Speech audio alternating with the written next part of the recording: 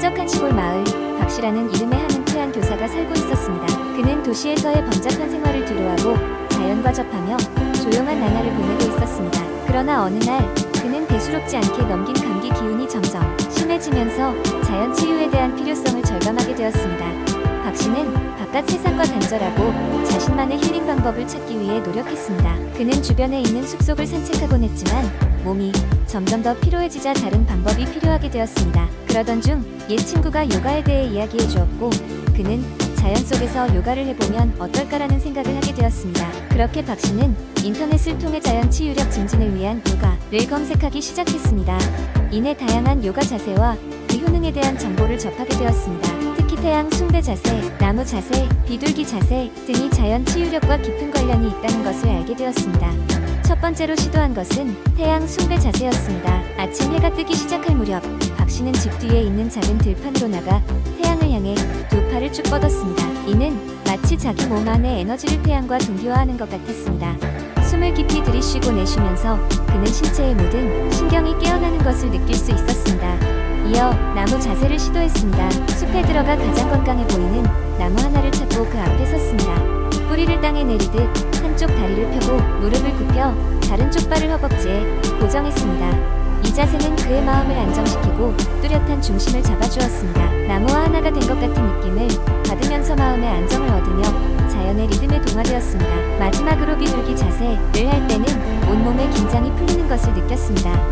이 자세는 천천히 억눌린 감정을 풀어주면서 관절의 유연성과 순환계통을 크게 개선하는 데 도움을 주었습니다. 이를 통해 몸속에 굳어있던 노폐물과 에너지가 자연스럽게 흐르기 시작했습니다. 박씨는 매일 아침과 저녁에 이렇게 요가를 수행하며 신체를 복원하고 자연과의 관계를 깊게 해나갔습니다. 그는 요가를 통해 몸의 치유력을 극대화할 수 있었으며 자연적인 방법을 통해 건강을 되찾았습니다. 그가 겪은 이 이야기는 시골 마을 곳곳에 퍼져나갔고 많은 이들이 그의 방법을 따라하기 시작했습니다. 자연과의 조화를 통해 자신을 치유하는 방법이 마을 사람들 사이에서 점차 퍼져나갔고 박씨는 이로 인해 더욱 건강하고 활기찬 삶을 살 수 있게 되었습니다.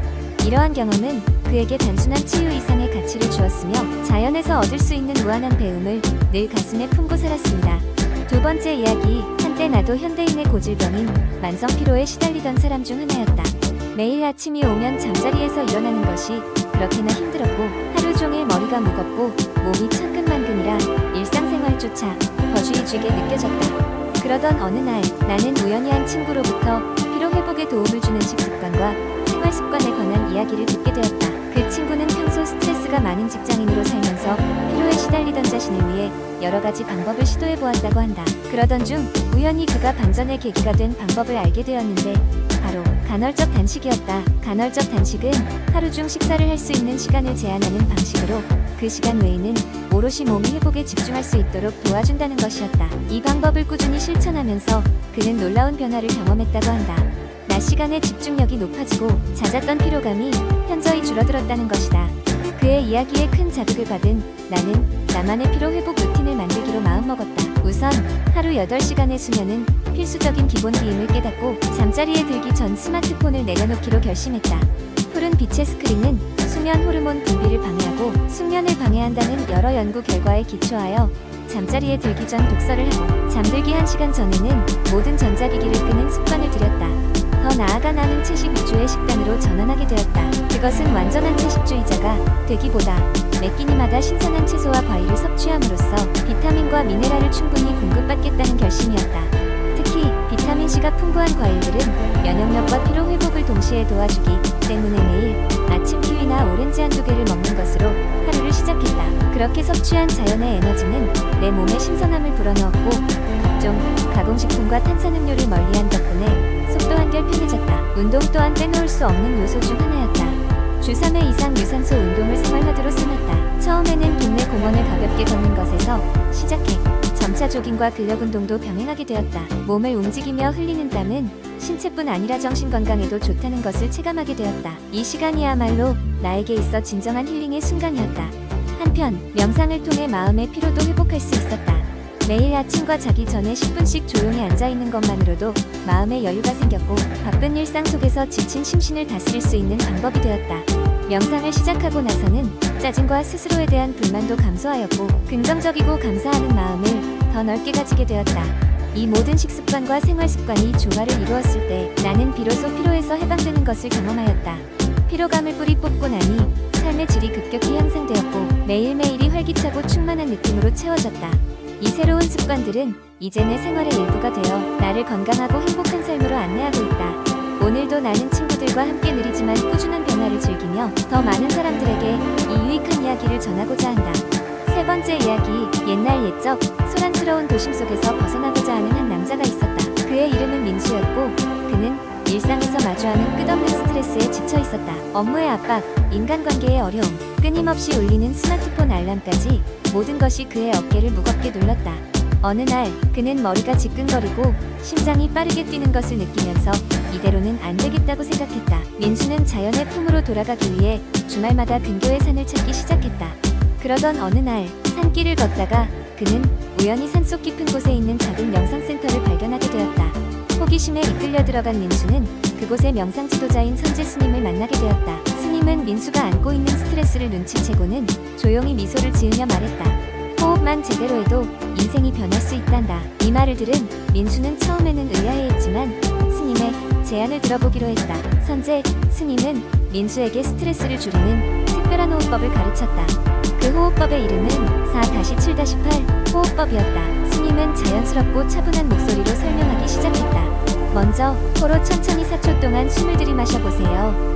그러고 나서 숨을 들이마신 상태로 7초 동안 멈춥니다. 마지막으로 입으로 8초 동안 천천히 숨을 내쉬세요. 간단하지만 매우 강력한 방법이지요. 민수는 처음에는 쉽게 느껴졌지만 실제로 해보니 생각보다 어려웠다. 하지만 그는 포기하지 않고 산에 올 때마다 스님의 지도를 받으며 꾸준히 연습했다. 매일 아침과 저녁으로 10분씩 이 호흡법을 실천하면서 민수의 마음은 점점 안정되기 시작했다. 어느새 몇 주가 지나고 그의 삶의 많은 부분이 달라지기 시작했다.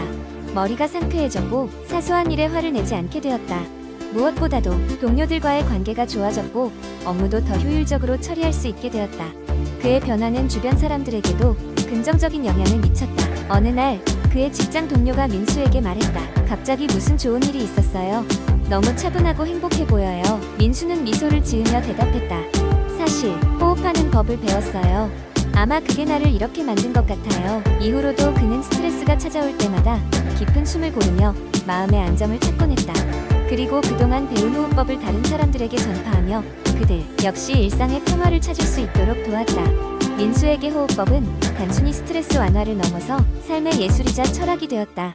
이렇듯 단순한 호흡법 하나가 사람의 삶을 얼마나 변화시킬 수 있는지에 대한 이야기는 민수뿐만 아니라 모두에게 큰 교훈을 준다. 우리의 숨은 단순한 생존의 수단이 아니라 우리의 심신을 회복시키고 삶을 풍요롭게 만드는 중요한 도구임을 보여준다. 네 번째 이야기. 어느 바람이 시원하게 부는 날 도시의 복잡함에서 벗어나려던 나는 산책길에 들어섰다. 산길을 따라 걷다 보니 작은 산사에 도착했다. 산사에는 조용하고도 평화로운 기운이 가득했고 마침 그곳에서는 명상 수련회가 열리고 있었다. 우연한 인연에 이끌려 나는 수련회에 참가하게 되었다. 수련회 강사는 명상 분야에서 오랜 경험을 쌓은 지혜로운 스님이었다. 스님은 스트레스를 줄이는 명상의 중요성에 대해 이야기를 시작하셨다. 우리의 일상은 수많은 긴장과 스트레스로 가득 차 있다고 했다. 이러한 스트레스를 관리하지 않으면 몸과 마음이 모두 지치게 된다고 말했다. 우리가 첫 번째로 배운 기법은 호흡 명상이었다. 스님은 우리에게 마음을 비우고 자신의 호흡에 집중하라고 가르치셨다. 호흡은 우리의 삶에 있어 가장 기본적인 것이지만 일상에서 종종 의식하지 못한다고 하셨다.